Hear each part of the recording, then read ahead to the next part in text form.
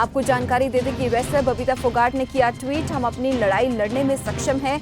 बबीता की तरफ से ये बयान जो है वो सामने आया है। सोशल मीडिया के माध्यम से खिलाड़ियों का मंच राजनीतिक मंच नहीं बनना चाहिए। कई नेता मंच से राजनीति चमकाने में लगे हैं। इसके अलावा उन्होंने ये भी कहा कि हम एक के नहीं समूचे राष्ट्र के हैं। तो बबीता फोगाट की तरफ से ये बयान जो है वो सामने आया है। तस्वीरों में आप देख सकते हैं कि ट्वीट के जरिए उन्होंने कहा है कि इस पूरे मामले में राजनीति नहीं होनी चाहिए। और ये बात खुद प्रियंका गांधी वाड्रा ने भी मीडिया से बातचीत में कही थी। और जंतर मंतर पर पहुंचने पर पूरा समर्थन जो है पहलवानों को मिला है।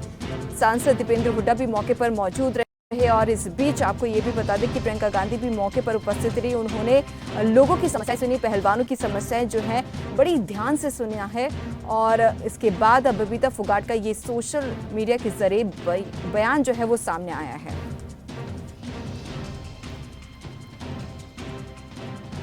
और इसी खबर पर ज्यादा जानकारी के लिए हमारे साथ प्रियंका राय जुड़ गई हैं। प्रियंका, जैसे कि हम देख रहे हैं कि अब बबीता फोगाट की तरफ से ये बयान सामने आ गया है। साफ तौर पर उन्होंने कहा है कि इस पूरे मामले में राजनीति बिल्कुल नहीं होनी चाहिए। और ये बात खुद प्रियंका गांधी ने मीडिया से बातचीत में सुबह के वक्त कही थी।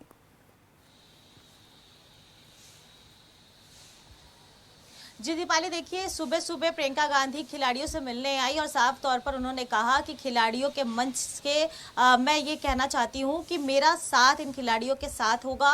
और साफ तौर पर कांग्रेस इस पूरे चीज में खिलाड़ियों के साथ खड़ी है।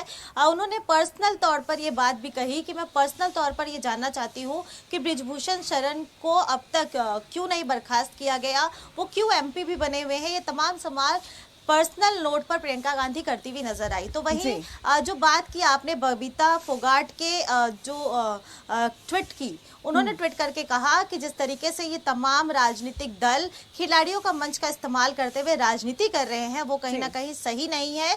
खिलाड़ी किसी राज्य का, किसी पार्टी विशेष का नहीं होता है, देश का खिलाड़ी होता है। और यहाँ हम जंतर मंतर पर जो खिलाड़ी प्रोटेस्ट कर रहे हैं वो अपने मुद्दों को लेकर नहीं कर रहे हैं, बल्कि वो जनता के मुद्दे ही हैं। वो तमाम खिलाड़ियों की बात रख रहे हैं जो खिलाड़ी फेडरेशन के बैनर तले देश को रिप्रेजेंट करते हैं। तो साफ तौर पर जिस तरीके से लगातार राजनीतिक जो दल है वो वहां पहुंचने की कोशिश कर रहे हैं, जंतर मंतर पहुंच रहे हैं और लगातार लोगों से बात भी कर रहे हैं। और खिलाड़ी भी क्योंकि खिलाड़ियों ने ही पहले ये आह्वान किया था कि जो भी राजनीतिक दल या राजनेता आकर उनको सपोर्ट करना चाहते हैं वो आ सकते हैं और उनके मन से जुड़ सकते हैं। लेकिन सुबह सुबह साक्षी मलिक ने भी एक बयान जारी किया। बृजभूषण शरण सिंह की प्रेस कॉन्फ्रेंस के बाद उन्होंने एक बात कही। बृजभूषण शरण सिंह ने जहां एक और कहा कि पूरा मामला सुप्रीम कोर्ट में चल रहा है, वो इस्तीफा भी देंगे, लेकिन इस्तीफा नैतिकता के आधार पर वो किस बेसिस पर दे जब वो पूरे मामले में अपने आप को दोषी मानते ही नहीं है। पूरा मामला चल रहा है, FIR भी रजिस्टर कर ली गई है और कहीं ना कहीं जो पूरा मामला है वो अब पुलिस देख रहा है, सुप्रीम कोर्ट देख रहा है। उनका ये भी कहना था कि मेरा जो टेन्योर है प्रेसिडेंट के रूप में वो भी अब काफी कम अवधि का रह गया है। IOA को पहले ही जो है वो कह दिया गया है कि 45 दिन के अंदर चुनाव कराने हैं।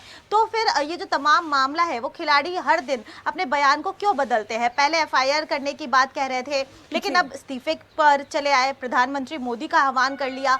ये तमाम चीजें क्या है, कहीं ना कहीं ये भी सवाल खड़ा किया कि हरियाणा से ही ये तमाम जो खिलाड़ी है वो क्यों आए हैं ये कहने कि उनको मोलेस्ट किया गया या उनको असॉल्ट किया गया। देश में और भी राज्यों के खिलाड़ी है वो इस तरीके से क्यों नहीं आए। तो साफ तौर पर बृजभूषण सिंह ने जहां एक आरोप लगाया कि ये तमाम जो चीजें हैं वो एक राजनीतिक दल से प्रेरित है और साफ तौर पर किसी एक पर्टिकुलर राज्य से प्रेरित है, एक पर्टिकुलर परिवार से प्रेरित है। और दीपेंद्र हुड्डा का भी नाम लिया उन्होंने कहा कि प्रियंका गांधी को इस मंच पे ले आए दीपेंद्र हुड्डा। प्रियंका गांधी को इस बात की गलानी जरूर होगी कि उन्होंने दीपेंद्र हुड्डा की बात क्यों सुनी। कल भी जब खबर फास्ट ने दीपेंद्र हुड्डा से इस पूरे मामले में बात किया था तो उन्होंने कहा था कि ये तमाम चीजों में उनका नाम लाना और राजनीति करना कहीं ना कहीं सही नहीं है। तो कहीं ना कहीं दीपाली जो सबसे गौर करने वाली बात यह है कि जंतर मंतर पर धरना खिलाड़ियों का सुरक्षा को लेकर शुरू हुआ, सेक्सुअल असॉल्ट और मोलेस्टेशन को लेकर शुरू हुआ, लेकिन अब कहीं ना कहीं राजनीतिक रंग रूप ले रहा है। आम आदमी पार्टी के जो कन्वीनर है नेशनल अरविंद केजरीवाल वो भी आज 4 बजे के आसपास जंतर मंतर पहुंचेंगे और उसके पहले ही जो आम आदमी पार्टी हरियाणा के कुछ नेता है, कयास लगाया जा रहा है कि वो भी 2 बजे से लेकर 3 बजे के आसपास जंतर मंतर पहुंच सकते हैं। तो वही खिलाड़ी भी तमाम मुद्दों को लेकर 2 बजे के आसपास प्रेस कॉन्फ्रेंस कर सकते हैं। फिलहाल खिलाड़ियों ने इस पूरे मामले में कुछ बयान नहीं दिया है, लेकिन आज सुबह सुबह विनेश फोगाट और बजरंग पुनिया जो है वो एफआईआर की कॉपी लेने पुलिस स्टेशन भी गए थे। लेकिन जो एफआईआर की दो पार्ट में एफआईआर रजिस्टर किया गया था। एक पार्ट में एफआईआर जो रजिस्टर किया गया था वो पॉक्सो एक्ट के तहत रजिस्टर किया गया था, जिसमें नाबालिग के साथ यौन शोषण का आरोप लगाया गया था। तो वो जो कॉपी है वो इन खिलाड़ियों को हैंडओवर नहीं की गई है, वो खिलाड़ी उस नाबालिग बच्ची के परिवार को ही दिया जाएगा, वो जो एफआईआर का कॉपी है।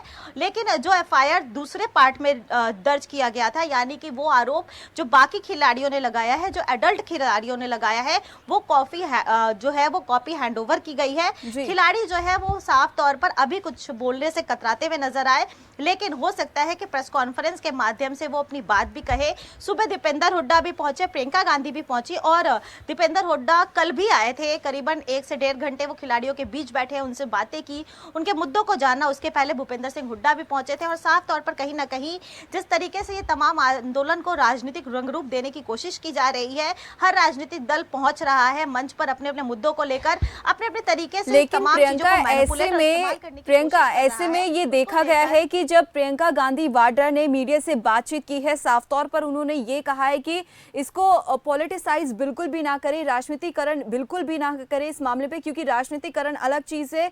और देखा जाए तो ये मामला जो है सुरक्षा से जुड़ा हुआ है, जैसी आप कह रही हैं, लेकिन कहीं ना कहीं जो है ये चीज निकलकर बार बार सामने आ रही है कि इस पूरे मामले को जो है पॉलिटिसाइज जो है वो किया जा रहा है इसमें।